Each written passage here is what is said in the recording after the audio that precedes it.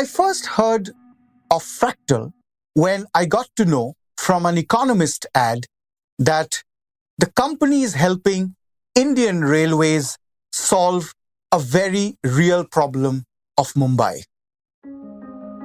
Hundreds of people die every year while trying to cross a railway track. A moving train comes and hits them. All the time, it's fatal. Here comes a company using data sciences and machine learning and comes up with a solution. Interestingly, the results were astounding. There was a 75% drop in the number of deaths because of critical interventions. The same company, headquartered in Mumbai, then went on to work with state governments during the COVID-19 pandemic to help contain, manage this deadly virus that affected the world over. But Fractal is more than just that.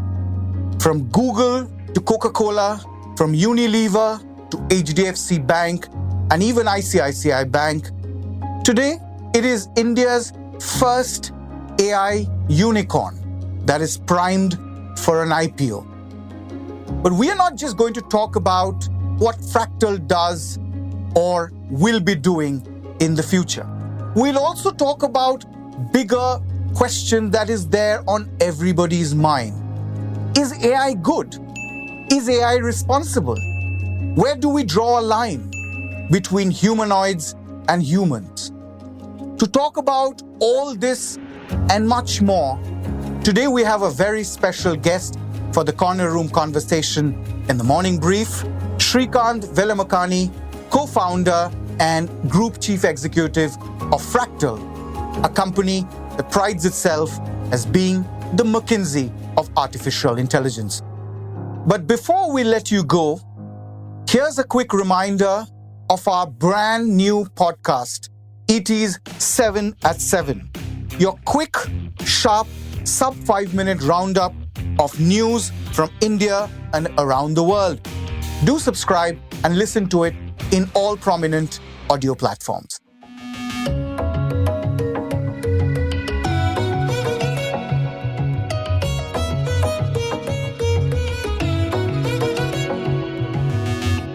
Srikant, it's always a pleasure. Welcome to the morning brief. Thank you, Arijit. Great to be here. Srikant, today we'll chat about ChatGPT and other things as well. I just wanted to start on a personal note and ask you, if I have to play with words, I mean, some parts of AI actually has mastered that. Which draws you the most? Is it maths? Is it the mind? Or is it men? By men, I mean humans. Oh, that's a great question. I think it's the mind that probably has me most attracted in Not the sense that, which is how do human beings really work? Math is still easier to understand and figure out. Human brain is such a beautiful and so complex a creature. It'll take us many, many more years to understand that. So that fascinates me more, even though I'm more of a math guy, but I think I'm more curious about the mind. This is a very unique combination, the so-called left brain, right brain. And most people say that the two twins don't meet. In your case, it's a perfect fusion. Yeah, I was actually greatly interested in maths when I was growing up. And I went to engineering school. I thought if you knew math, you should do engineering, which was obviously a wrong decision, but I did engineering. And during engineering, I had the option to take some courses in humanities. And one of those courses was this course called Psychological Basis for Human Behavior. And I had this really fat book, 700, 800 page book written by a guy called Morgan King. I opened that book and I felt like, oh, this is amazing. This is what I should be studying, because it was like about psychology, the evolution of psychology and various methods of psychology. And I was way more fascinated with that than math itself. That's when I realized that, okay, I have to do something that combines both. Now, we're talking about the rational side, or perhaps even the irrational side of how the human mind behaves. And that's your playground, so to speak. In a recent LinkedIn post, you had said, and I'm going to quote you, that there isn't a lot you can do about your luck, but one can certainly work hard and make sound decisions to improve the odds of success. If we rewind 25 or 20, 24, 23 years, early years of Fractal, 2 of your 5 co-founders suddenly left, taking away almost a third of Fractal with them. At that point, did you not curse your luck? One of these things, it's very natural. Why me? This question comes up. Every time something happens to you, you feel like, why me? And the counter question that came in my head right after that was, why not me? If you think about luck, everyone is equally likely to face some events, lucky and unlucky events in their life. And you take the good luck for granted and you take the bad luck and say, why me? Yep. And, for example, once I had been detected with something really nasty, like a tumor. And the first thing was like, oh my God, why me? Yeah. And the instant answer back was, why not you? So many people have diseases and cancer and, various kinds of health conditions. You could have been one of them, equally likely. So the question to why me is, why not me? Well, that's really cool, calm, and composed. I don't know how I would have reacted. I would have certainly flipped. But the time, and that's what amazes me all the time, is you were setting up business just when the dot-com boom went bust. And, early company, the timing seemed off, and suddenly, half the team moves away or a third of the team moves away along with your old campus buddies. That's hard luck twice over. Entrepreneurship is a battle of survival. There's a lot that comes at you. Entrepreneurship is meant for failure. By design, companies are designed to fail. Only when you can beat those odds, you are successful. Mm-hmm. So it's a 98% failure game, right? 2% odds game. So you have to start with the assumption that something or the other will come and keep hitting at you, and you have to somehow escape that. You can't keep complaining that these things are coming at you. You don't know what it will be, but there will be some existential events that will hit every entrepreneurial journey, and you just have to toughen up and think of this battle as a battle for survival. And once you get in and you're struggling and you're failing a few times, you realize that, okay, look, this is a battle. I have to toughen up. I have to somehow conquer this challenge. So if you take this struggle, as a challenge and something that you have to get better at, I think it gives you energy to continue the fight. It must have been a body blow when such events happen. And let me ask you this, that between this, the split that happened and a venture capitalist telling you, Srikant, we love your company, but not your leadership. You don't be the CEO. That can be debilitating on your morale, on your feeling of self-worth. How did you cope with that? Yeah, it was hard.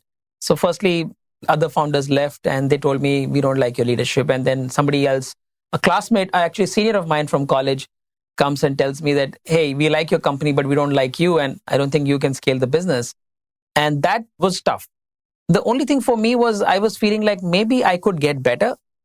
First, if I process this feedback, I brought in my exec team, I told them this happened.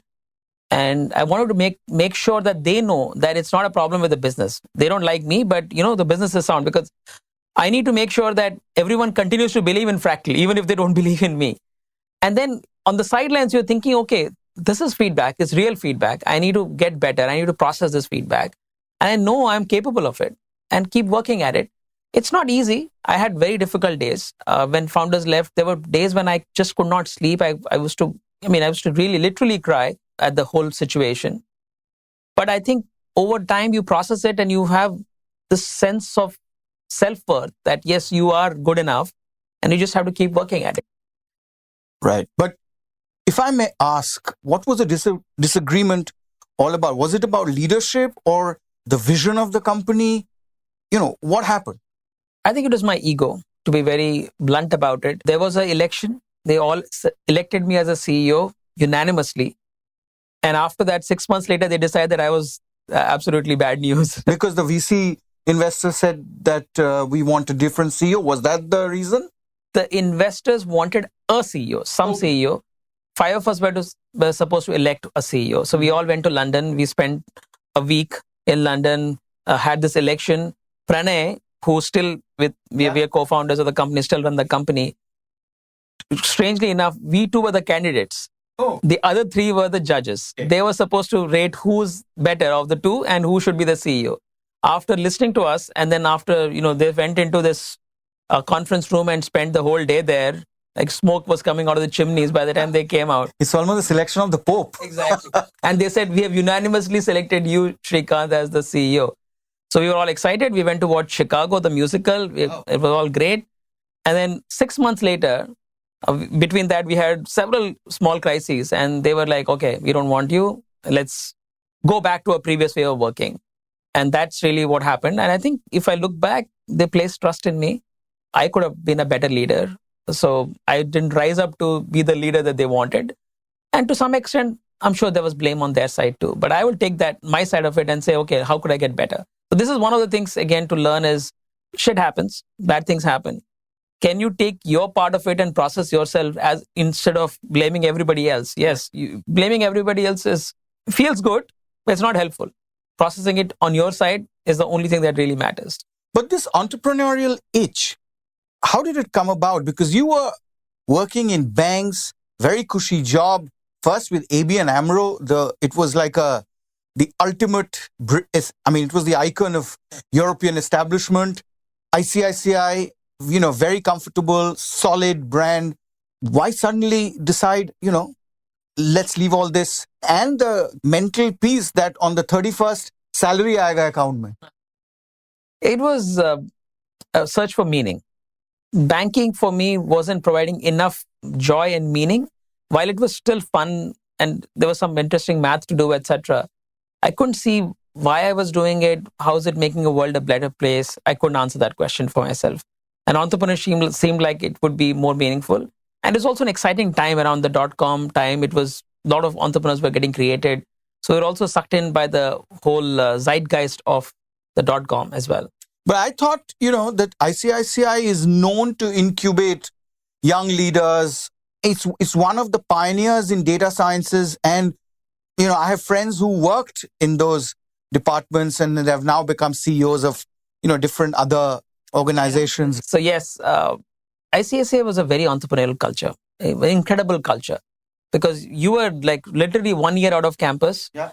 You at ICICI, they would let you go and do deals all by yourself. So I felt really energized and charged up about being able to go get things done and take, literally big risks on part of ICICI. So it was a culture that really created this belief in me that I could go conquer the world, I could do something. So I would definitely give credit to ICICI for having created this entrepreneurial streak in me. But those days, the internal, the data science department and all weren't there. There were some very sophisticated people in terms of how they could use math. The analytics setup that ICICI set up was in around 2000 when Jairam took over as a head of the business intelligence unit. And in fact, we worked with Jairam to build the first scorecard statistical scorecard for ICICI in 2001. Right. It was quite fascinating to predict consumer defaults using banking and using information, application information of the consumer. That's I read this and that I want you to explain how it actually works. That I was told that ICICI used to rely on an American data sciences company for their credit models, but they were not suitable or designed based on the Indian realities. You thought you could solve this. You and your friends wrote a 32-page white paper. What does this actually mean, credit models? I mean, how can you predict? The idea was that you are lending and you're making some decisions during lending time as to who will return your money and who will not. Yeah. This is usually in the realm of human decision making. Humans are judging, and sometimes if I wear a suit, I have a higher chance of getting selected. So people are making some impressions about the credit worthiness of people based on their looks, their educational qualifications, based on how they're dressing up and all of that stuff. The problem with this is that not that there's no signal in this data, but it's inconsistent. One day I had a fight with my spouse and that day I'm very strict. And one day I didn't have lunch on time, therefore I'm feeling particularly less generous to people. So these things can happen. Human beings are famously very inconsistent. Yeah. What a scorecard does is to take all the patterns in historic lending. You've been lending for a number of years. Some people were good. They paid their money on time. Some people did not pay their money on time. And you're looking at saying, okay, what information did we have at the time we gave them the loan? And could we have used that to infer which of those were more likely to be good than bad? So it is a game of probability. What you're saying is, okay, if let's say people who are more educated or people who had, let's say, already a banking relationship with my company have a lower chance of defaulting, then I use that into a mathematical model that gives me, here's the probability, here's the chances that this person will default in the next 18 months, given what I know of him at this time. And therefore, lend to these people who are better in terms of their payment profile as predicted compared to the ones who are not. But things like the imponderables, like how would you predict how my salary will go up or come down if I may lose my job? I'm a very successful businessman today. I may go bust tomorrow. And if I'm in the microfinance space, somebody will tell you the poorer you are, actually your default rates go down. And that's why microfinance models work. And we've seen bankruptcies of billion-dollar companies, of billionaires, they, going belly up. So how does past data help you to do or evaluate, assess someone for the future? Inherently, future is not predictable fully. A lot will happen that you don't know. And, bad things can happen. A recession come and everybody will be affected. You can't incorporate everything because there's no perfect information. Good. The question is, can you be better than the human judgment? You're not seeking perfection. You're very far from perfection. But what you want to do is to be significantly better than human judgment. So with the human judgment, let's say I have 10% default rate. For the same number of approvals, can I bring the default from 10 to 6 or 5? You're not going to 0, in which case you're perfect. Right. You're going from 10 to 7 or 6 or something like that. And that is really where the extent to which the science works at that time. If you had more information, if you had a better crystal ball, you'll be even better. But this is not a job of predicting the future as much as improving the odds of getting it right. Slightly better. And that is very profitable. If you can bring your default rate from 10% to 5%, you have a functioning lending business. At 10%, you have a dud business. So it's a big difference between 10 and 5.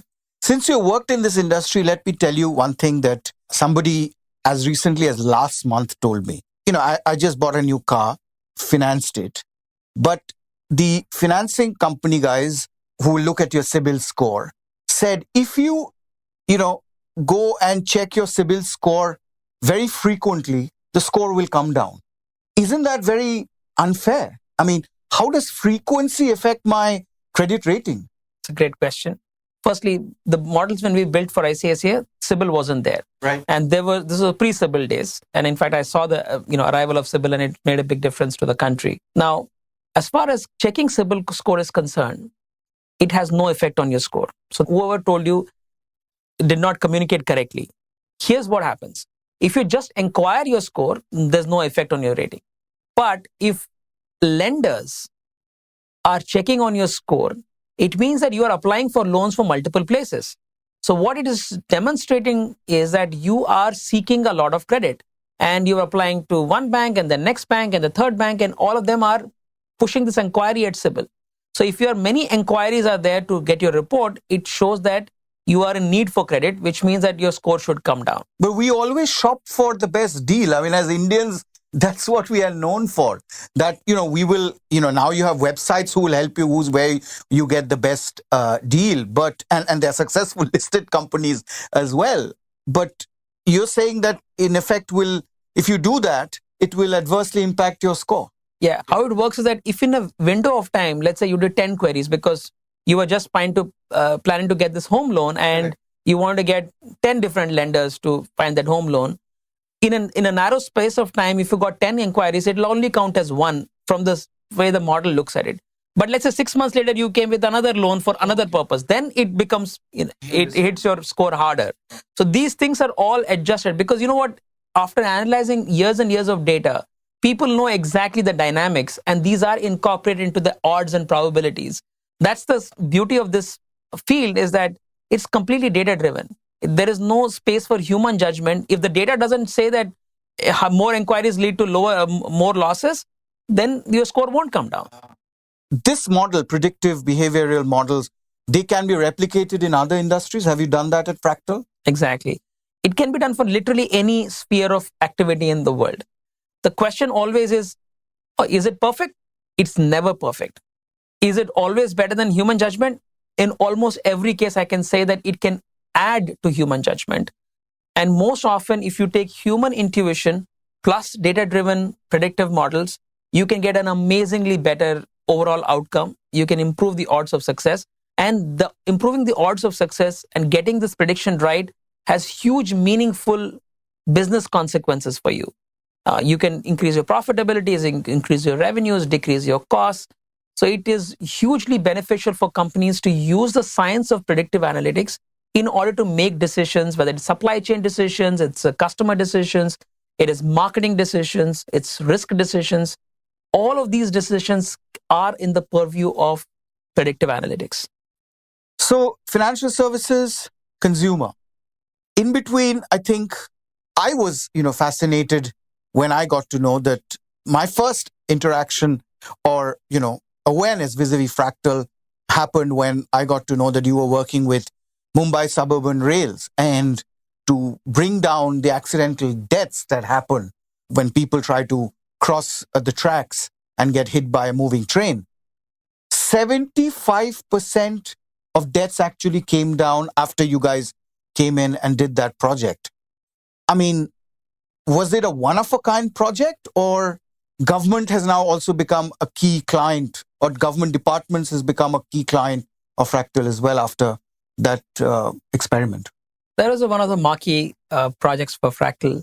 It was to work on trespassing around the train tracks in Mumbai.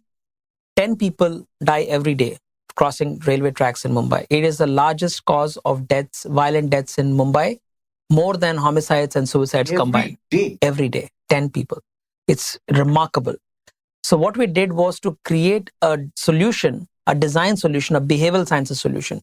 And it turns out that if you put bigger signboards saying, hey, this is dangerous, don't walk, etc., none of these things work. People have tried penalties, they've tried information, they've tried campaigns. It doesn't work. People are overconfident. So when you see a train coming from a distance moving very fast, you cannot estimate how quickly it will come and hit you. So people feel like they can cross the track comfortably, and then it turns out that they were wrong. And in the process, they die. So what we had to do was to help them understand how fast it's coming in a different way. So what we create is these yellow lines on the tracks. And as a train comes, the yellow lines are disappearing under the train. And that is a visual reference. Oh my God, it's disappearing so quickly. And that's how you figure out that something is going on. And then there's a micro response to not cross the track, and then you save yourself. Along with that, we had a different horn system that we created for Indian Railways. Some visuals which were more visceral rather than any words on it. It was just a picture of a human being hit by a train.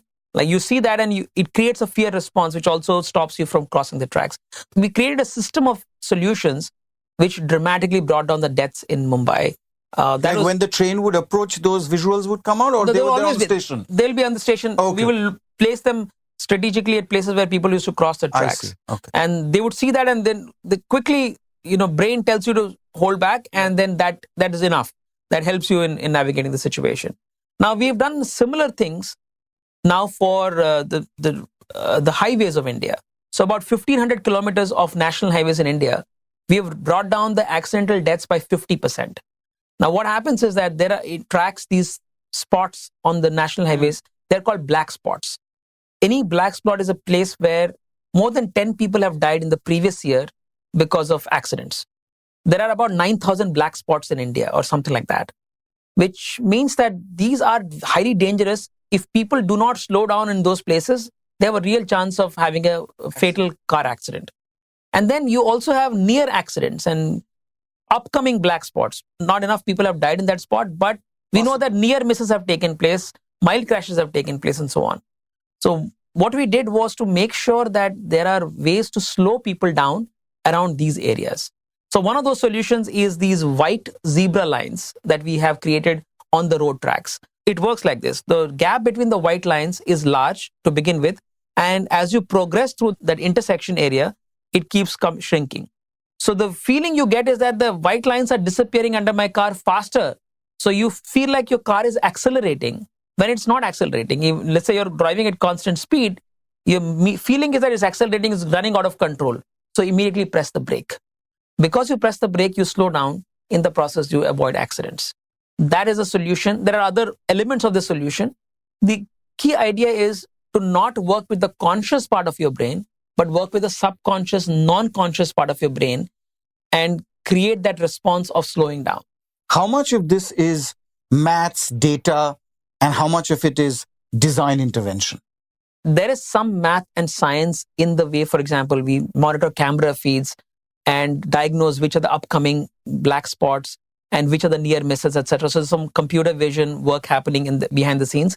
The solution is completely a design solution, behavioral sciences solution. So we do research these spots. We have a concept called ethnolab, which looks at how people make decisions in hot state.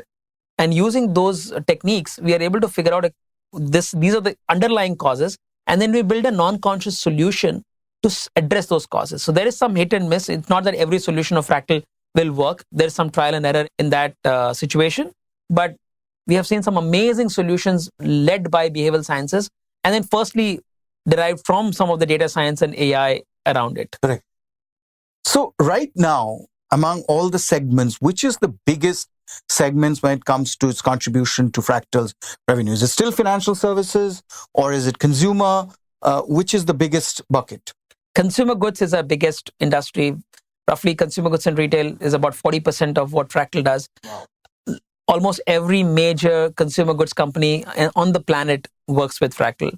So that has been a great area.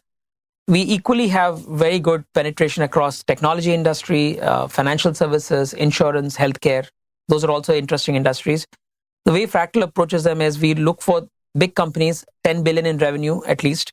And therefore, we work with a very select set of clients and solve very big problems for them. And between you and your co-founder, Pranay, how do you divide responsibilities? Is it like sectorally or like we've seen in many other companies that one person is the geek, is the tech guru, the other is the business-facing guy? In Fractal's case, in your case, how does it work?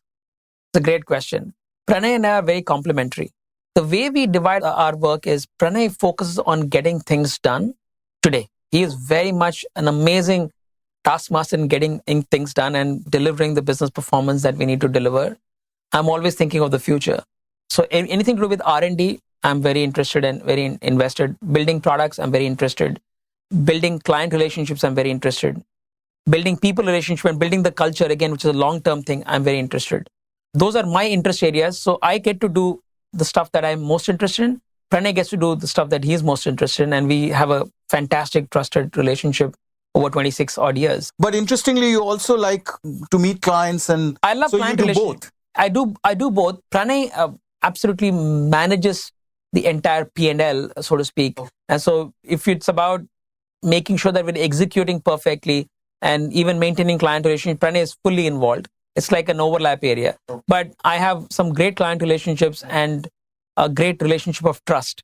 So I do show up in those situations in helping Fractal succeed and making sure the clients are well advised on how they're getting their AI journey implemented inside the organization. Maybe that's the banker in you, which is still lurking somewhere behind, in your psyche. But cut to 2024, you've crossed 10,000 crores in revenue, cumulative revenues since inception. That's around $1.25 billion. You're also the first homegrown AI unicorn. The 3 key lessons that you've learned along the way. Let me give you entrepreneurship lessons that I have learned, which I think every entrepreneur should think of. Number 1 is just because you're good at something doesn't make you great at running that business. It's very important. I think I would have saved a few years of my life if I knew that. Being good at AI doesn't mean that you're a great AI entrepreneur, because being an entrepreneur means you have to run a business. You need to, there are lots of bells. It's like a great chef or a cook saying, I'll run a restaurant. Most of the time, he or she is spending time in other things rather than being the chef that she or he really wanted to do. So that is one thing I would always tell every entrepreneur is you have to be interested in the business of AI, not interested in AI, and they're two different things. That's one. Second is it's always a battle of survival and resilience. Bad things will always happen. They will happen unpredictably and maybe somewhat predictably. And you have to recover from those and get better. So two things in that. One is taking feedback continuously and having this orientation towards improvement, self-improvement. And second is never taking an existential risk. So the odds that you should not take is the odds of going away completely. For example, Byju's. I think it has taken such odds where it may not exist tomorrow because of the kinds of risks that they've taken. So I would advise companies or entrepreneurs from not taking existential risks. But in a tech sphere, isn't that inevitable? Because technology of today can make you obsolete tomorrow. You have to continuously make yourself obsolete. For example, do not take too much debt in order to go and buy companies, because that acquisition goes for a toss and you're out of business. That could be a kind of a risk that you could take. Don't take a regulatory risk. So you did something like Theranos did, right? They took some risks and now the company doesn't exist. So do not take risks don't bet the company on everything. You have to take big risks for sure, but you have to build it in such a way that even if that risk fails, you are not out of business. And that's really the idea of, that's the second thing. Survival, taking feedback, not taking existential risks. And three is talent and culture, right? You build, everything is about convincing everyone else to be part of this. So how do you build a culture for the long term? How do you bring great talent is vital to the survival of the company for the long term. Do not ever think of it. You have to win the short term and the long term. And long term is eventually a series of short term measures. So if you say, look, I'm very busy right now, let me focus on this quarter, let me focus on for today, it ends up being that you're not building anything valuable in the long term. So you have to balance this, as some of the McKinsey guys say, telescopic and microscopic lens. You need both these lenses to be successful as an entrepreneur. But for a company like Fractal, over the last 25 years, you've acquired, bought and sold almost close to a dozen companies, 10 or 11 companies. So that means incorporating 10 or 11 different cultures and imbibing them, taking some good points, leaving the other, and making that team assimilate. How do you do that? First thing is be very selective about acquisitions. Acquisitions have a very high rate of failure. Yeah. Having done 10, if I look back, how many of them would I do it with the benefit of hindsight? Not many. Not many of those. Maybe 3 or 4. Really? Yeah. Wow. So there is a high failure rate of acquisition. They say 70 to 90% acquisitions fail or don't add shareholder value. So be selective about who you acquire. Next is, once you have made that choice, those entrepreneurs who you are betting on, make them integral to your business. Retaining those entrepreneurs and getting the best out of them is important. When you buy stuff for their IP and not for their people and their entrepreneurs, then you are getting a very small part of the overall puzzle, and that is not going to help you. In very rare cases can a piece of IP transform your business. Most often the talent is very important. So how do you retain that entrepreneur is very important. How do you place them? And we're very fortunate that many of the entrepreneurs who joined Fractal's journey are still entrepreneurial and running Fractal. And I'm very blessed because entrepreneurs are extremely hungry people. They have over years, and your ego is chiseled out and you still have the hunger. So entrepreneurs are amazing in terms of building the business for the long term. If you can retain them and if you can inspire them. How do you keep motivating them? Is it the wealth, multiplier that keeps them hooked, or something else? Wealth is a small part of this. They generate some wealth as part of an acquisition. But what they're looking for is great success. Entrepreneurs are there for big success. Let's say they haven't hit a big league in the previous business. They haven't hit the multi-billion-dollar, any company that we are acquiring, by definition, hasn't hit that multi-billion-dollar kind of exit point. So they're looking for, I want to succeed at a bigger level. So if you create conditions for big success, I think it's very, very motivating. When they come into your fold, there's a success. It becomes Fractal success and not that, let's call that company X, which you acquired. Nobody will say, X has come up with great product. It's a Fractal product. Then inevitably it's Srikant and his co-founder who gets the credit. That's a great point. When we think of Fractal's history, We go back and merge all the histories of the companies that have been part of Fractal. That is the only way to think about it. For example, I told you about the success of our work with railways, and that is actually Final Mile, a company that we acquired. I own that success as part of Fractal and Final Mile. And when Biju, who's the founder of Final Mile, talks about the work, he talks about it from that lens as well. So there's pride in the work that we've done together. And we want the entrepreneurs to subscribe to the greater mission. Are we building something bigger and better together? Are we better off together than alone is the question. And this has to be answered every now and then. And we have to make sure that there's greater and greater challenges for the entrepreneurs who have subscribed to the Fractal journey. Now, interestingly, you admitted, and I have to say not many entrepreneurs do that 3 out of 10 acquisition that you've done, you probably would do with the benefit of hindsight and leave the 7. How do you now look at a potential target? How has the lens changed for you? I'm more prone to say no now than before. I think earlier I was keen to say yes, maybe because you were chasing growth. Because, let's say, being naive and feeling that looking at the positive scenarios and seeing all the good that can come out of it, rather than looking at also understanding what bad can come out of it. So having this very optimism bias, so to speak. Now I'm no longer that guy. I'm going to look at it and say that, look, all of these things will happen. If you bought 100, you're actually getting maybe 60 or 50 because some things will get lost. But even this 50, is it worth doing it because it dramatically accelerates what you are doing? It brings value to the clients. It helps you conquer the world and build better stuff with AI. Are you getting amazing talent? So we have to see that it has to be much more valuable in multiple ways. If you triangulate it in multiple ways, it has to feel like it's a slam dunk in terms of why we should do this deal. And only then it'll be a good deal. It should feel like a slam dunk and that will be somewhat okay. If it's somewhat okay, it'll be a terrible deal at the end of it. So we have to be a little bit more cautious in terms of what we do.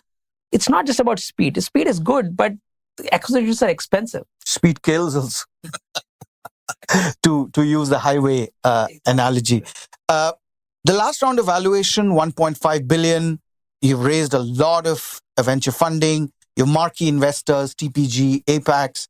You're planning an IPO. Now, in your business, there's a lot of science, there's a lot of maths, there's a lot of, as you said, the human mind. It's almost like creating a vaccine.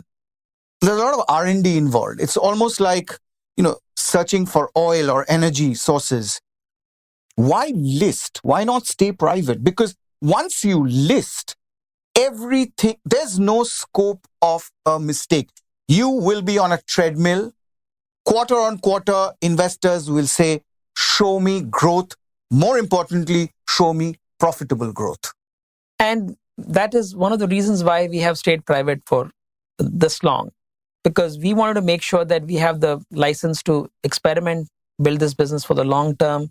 Now, the question is, yes, we have to build it for the long term. We need permanent capital for it. Right? We need investors who are here for the very, very long term. With private investors, we have amazing private investor relationships, and we've created incredible returns for them. And it's something I believe in. Having said that, private investors always have a horizon, 4 years, 6 years, and which means that every 4 or 6 years, we are looking for a way to have them exit the business, which can create its own distortions. As opposed to that, I think we have to give credit to public shareholders that they can see the long term even better than the private share. Yes. I thought they're far more fickle.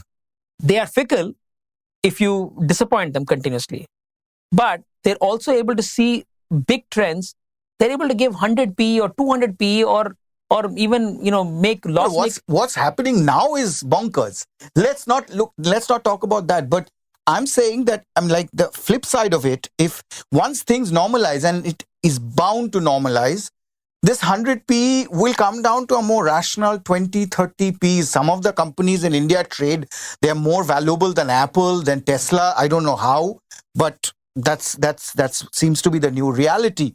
But when actual reality sinks in, that's when the pressures come in. That's when, the entrepreneurial instincts potentially can get curbed, because you have to satisfy a larger set of stakeholders. See, there is this concept of wisdom of the crowds. Yeah. If you have many independent thinkers coming together, you actually get a better sense of the value of the stock than otherwise. In private, it's a negotiated deal. Yes, private investors are very sophisticated, but they're also extract their leverage in terms of negotiate their way into the relationship. Whereas if you have individual shareholders, smart individual shareholders, you get a better sense of the price. And one of the quotes that I like most about this is that in the short term, stock markets are like voting machines. In the long term, stock markets are like weighing machines. So you have to play the longer term game with the stock markets. Sometimes there'll be ups and downs, crazy valuations. I think in general, public shareholders are able to understand why something is exciting. And there is a buyers and sellers. It's not a perfect market, but it's nearly perfect market. So there are distortions, but eventually in the longer term, they are more smarter indicators of the value of a company than private markets are. You are an optimist, and it feels like that the IPO is sooner than later. But we're going to move to another topic and just want to understand your FY24 revenues were around $300 million, if I'm not mistaken. Are you profitable yet? We are profitable. For the first 2 years of Fractal, we were not profitable when we started. But since year 3, we have always been profitable. For the first 13 years, we didn't raise any institutional round of money. So we had to make the cash flow. Not only were we profitable, we are cash flow positive to survive throughout the journey.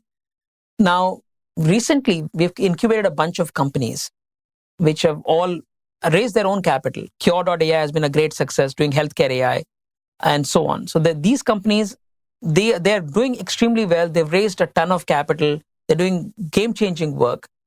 But they are loss-making, and those losses we do have to put into our P&L. And then we have stock-based, some ESOP-related charges, etc. So sometimes when you see a loss, it's actually not. We have very high gross margins. We have very good adjusted EBITDA margins, but the P&L definition of loss, a couple of years in the past, we may not have profits to reported profits, but that is not an indication of the quality of the business. So right now, FY24, the FY25, which is already begun, you will remain profitable. Profitable and significantly cash generating. Interesting. You said that you have started incubating several companies. I think one of them is Kaleido.ai.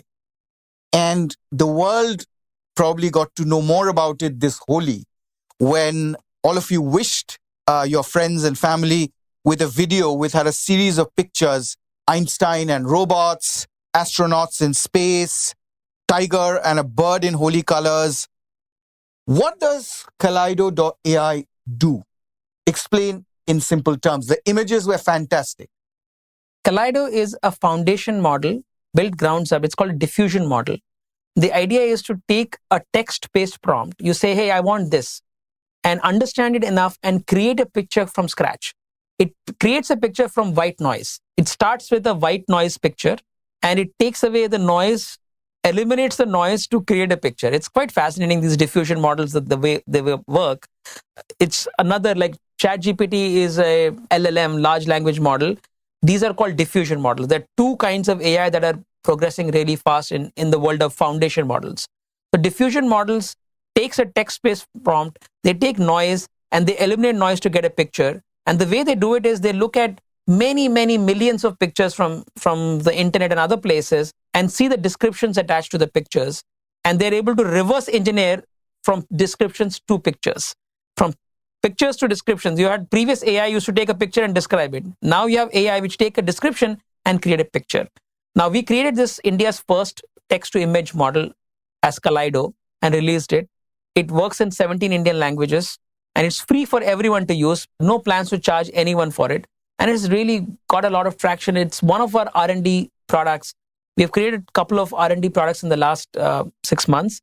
And the idea is that we want world at large to experience AI in a very visceral way, because we can tell all the great work that we do with Fortune 500 companies, but most of us can't relate to it. Can't relate with it. How do I reduce supply chain inefficiencies, which created, let's say, $1 billion of profitability for someone? You can imagine it, but you can't relate with it. So this one you can all touch and feel. AI has become so powerful that we want people to experience AI and say, oh, this is amazing. And that's why we did Kaleido. We also did MarshallGoldsmith.ai, which is a executive coach. It's his avatar, free for everyone. You can ask any questions, get amazing life advice from him. And 3, we did something called as Vaidya.ai last week, which is India's first healthcare AI, which answers questions to every consumer, every patient, in order to prepare them better for doctor visits, find out side effects, and just generally get some health information that could help them in making better choices every day. Wow. Fascinating. But so Kaleido is a generative AI. It's generative AI because it's generating a picture.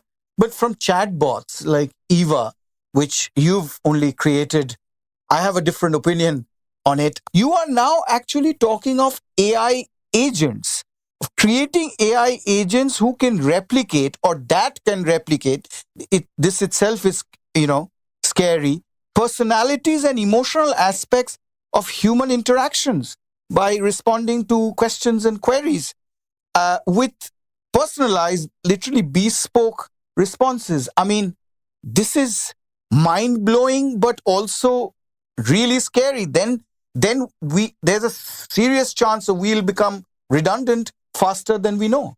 Just think about old people right now. Somebody who's in their 80s, late 70s, mid 80s, they're often quite alone, quite lonely. Many of their companions are not there and they're quite alone. And one of the challenges they have is they can't talk to anyone because no one has enough attention span and they don't have enough time because they're very busy with their own lives. Now imagine an AI companion who would be there to continuously talk to them and listen to them, fully listen to them and engage with them. Actually, it's not a bad thing. So we will have AI which will not only detect our emotion, but also respond to our emotion and create a sense of companionship. Now, yes, we know that it's not real. There's a machine at the end of it. It's not a human being at the end of it. But it's only a matter of time we will get used to dealing with this. For example, my daughter, who's just 12 years old, she's been having these conversations with GPT-4o. GPT-4o is the latest model of GPT, which has interactive voice conversational feature where you just put it on and then you can have a real human-like conversation with that machine. Now, as she was planning her next year of school was going to start, she was having a chat. Okay, I want to do this in my school year. Can you give me some ideas of some study ideas? And can you help me plan my timetables? And GPT-4o is actually having a pretty reasonable conversation at her level, helping her figure out all of those things. I think it's a good thing for humankind that machines are getting smarter and understanding us instead of we having to understand them. It is powerful. There are some negativities involved, and what if we fall in love with machines like the movie Her, etc. These are all beginning to happen, and there are some negative consequences. By and large, I think human beings will be better off. Just imagine at 3 a.m. somebody wants to harm themselves. This happens a lot, middle of the night. They can have a conversation with AI agent, and in that process, get better. You gave the example of your daughter. She's 12 years old. At 12, I was playing more football and doing less homework. I'm sure you were probably doing the same or playing cricket.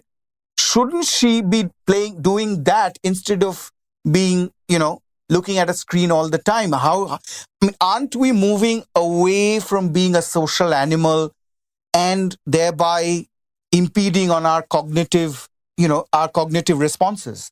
Absolutely amazing point here. This is one of the dangers that does exist. In her case, it was her summer vacation and her friends had all gone away. So she was like, okay, I'm feeling somewhat alone and bored and parents have gone to work and what do I do? And then she's finding a companion at that point in time, right? So it seems as soon as we have human connection, we probably won't need the machine at that point of time. It becomes a substitute when human beings are not around.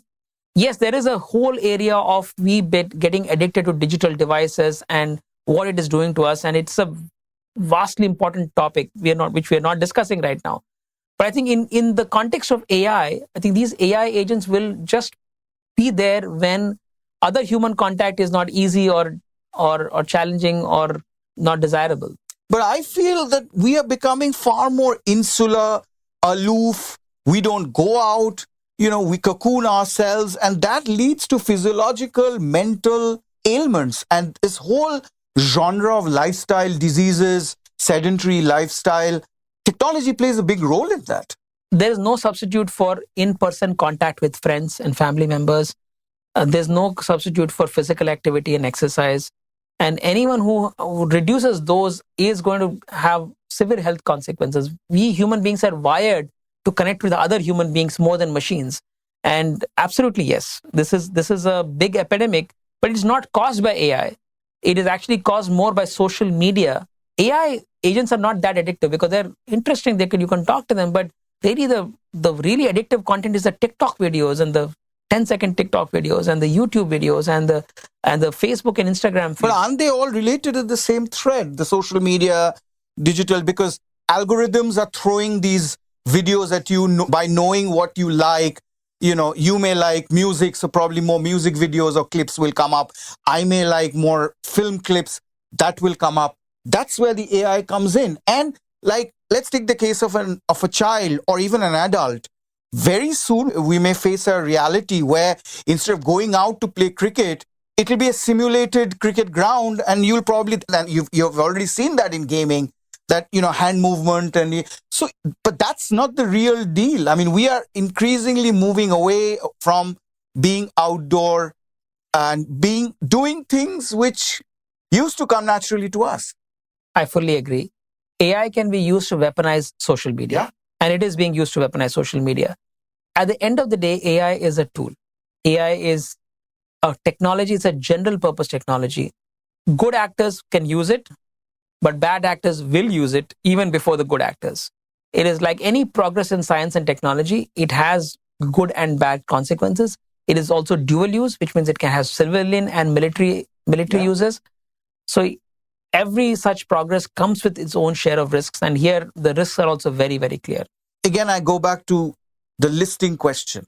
Let's assume you're listed. You are a big company. One of the top companies in India or in America approaches you. Let's do business together. This is what I need. This is what you can do. You agree. But the company fails on the responsible or the good AI filter, the report card. Will you decline that opportunity? Absolutely. But your shareholders will kill you. I don't think so. Shareholders, I think this is maybe the assumption here is that shareholders are not mature enough to understand what is good in the very long term. Because this may be attractive in the short term, but not necessarily good in the long term. And like I said, I never want to take existential risks on Fractal. To do something evil, it has an existential risk on the company. So for example, we do not work with any tobacco companies. No matter what happens, we will not work with tobacco companies. Today, we do work with companies that sell spirits, for example. But at some point of time, you may have to ask ourselves the question, what is ethical? What is moral? And is selling sugar water good or bad? You might say, hey, Coca-Cola is a perfectly ethical company and it's one of the most valuable brands in the world. But is it okay? Sometimes we have to make those choices. Sometimes it's driven by what the market, where the world is in terms of the ethical choices it's making. Cigarette companies were okay 100 years ago. Now they're not okay. And some other companies may or may not be okay in 20, 30 years from now. As the world's perceptions of what is ethical changes, we have to also move and make sure that we only serve those companies and those users which are perfectly ethical at that point in time. Interesting, because people talk about big finance, big pharma, and these are gray areas. What is, there's no black and white here. Every big company is potentially subject to correct. So we will revisit this probably in future to see how you're coping. But the other worry is there's no traceability.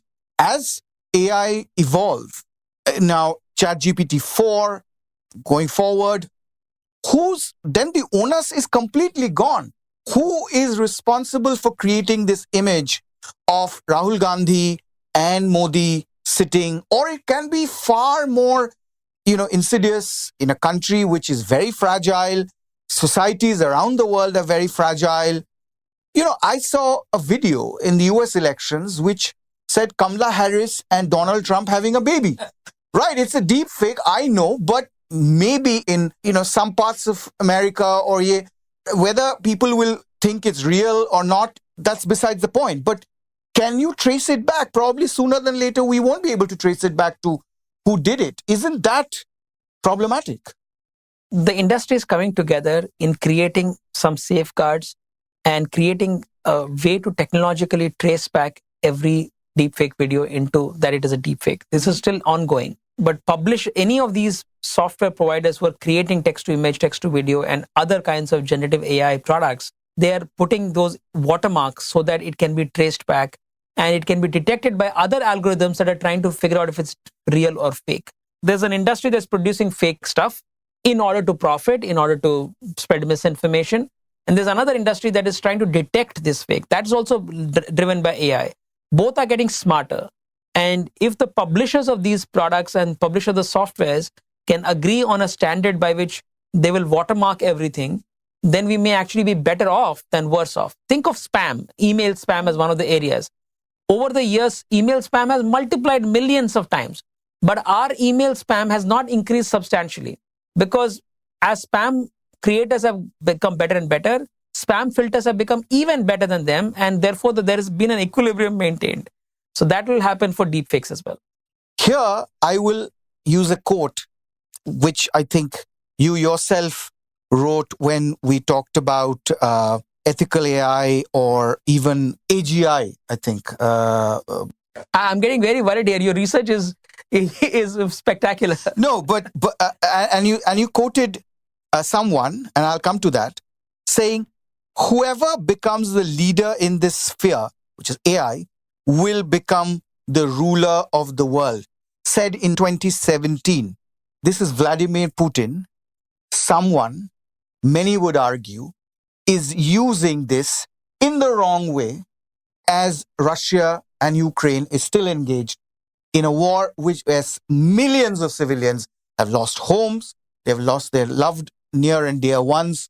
It's as much cyber war, tech war, misinformation war as it is a physical, war.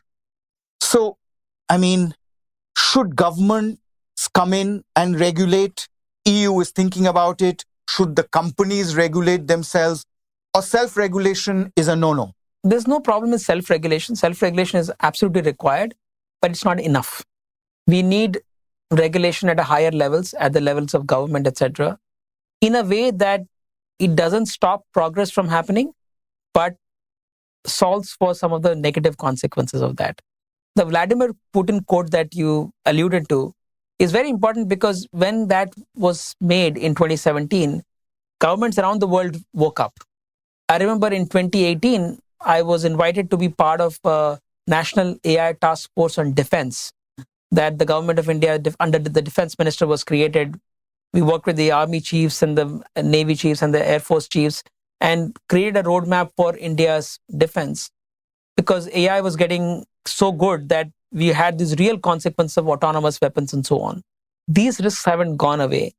As AI is getting better and better, there's a real risk that all of the economic surplus of the world is captured by a few players who are becoming very good. And then a country can say, hey, you know what? I will make sure that this is not exported anywhere else. I will take all of that in myself and therefore use that to now create cyber wars, physical wars with autonomous weapons, information wars, and so on. And also, by the way, get your attention and the war for attention. I will win all of that because I have the superpower of AGI. Like, you know that last year, the US government banned the export of the H100 chips to China, now H200 and so on. By this way, US has a few years lead time over China in terms of AI advancements. So this is what US did with China. So that was hardware. But with AI and others, you can see that as AI gets to a place which is very close to AGI, many other things may start to happen. And therefore, I believe that countries have to also create their own capabilities in order to be relevant in a AI, AGI world. The examples for me are what we did for nuclear technology. India created BARC in the 1950s and 60s. We created ISRO in the 1950s and 60s, which has really helped India remain at the cutting edge of nuclear and space technology. I think AI merits a similar kind of attention from India and other governments too. India has the population strength. We have the overall scale. We have the wherewithal to do it. And we must do in order to protect our self-interest. Shouldn't Vikasit Bharat then have AI ministry? 100%. I believe that we need to have a department of AI which creates an ISRO equivalent in the world of AI. It is something that the government should have done in 2020, but the second best time to do it is now. Yeah. What next? You've had, if I can reveal to our audience, 25-year-old Fractal helmed by a 50-year-old. What does the next 25 years hold for Fractal as well as the universe that you thrive on? In the next 5 to 10 years, we will have such powerful AI that the world will be incredibly different from where it is today, both from the way guaranteeing some outcomes like GDP growth and social outcomes to all individuals, etc. AI will be a very important part of that equation. Therefore, I'm very excited to be in the industry of AI and work with the biggest companies in the world in helping them create AI advantage. I think we continue to be building the company for the next 100 years. So 25 years is a quarter of the journey for the next 100 years. I don't expect to be running the shop 25 years from now, but I would be very disappointed if we did not create an institution that is self-sustaining and has amazing leaders who are taking it to a whole new level that I couldn't have even imagined at this point in time. I hope the regulator does the same, because the problem, as always, is technology and innovation moves faster than regulation. And in a space like AI, where things are evolving before we can finish saying artificial intelligence, regulation always is difficult and plays catch up. And that to me is the key challenge. Srikant, it's always a pleasure to have a conversation. We can go on and on and on, probably do 10 episodes, and we certainly will come back and do more. I've seen Fractal evolve over the years, and it's been a fascinating journey. Thank you so very much for taking time out and talking to the Morning Brief. Thank you, Arijit. Wonderful to have this conversation with you. That's it for today. You were listening to the Corner Office Conversation on the Morning Brief. The episode was produced by Vinay Joshi, and the sound was designed by Rajesh Naik. Do like, share, and subscribe to the Morning Brief. All new episodes of the podcast drops every Tuesday, Thursdays, and Friday. It streams on Amazon Prime Music, Spotify, JioSaavn, Apple and Google Podcasts, and of course, ET's own audio platform, ET Play.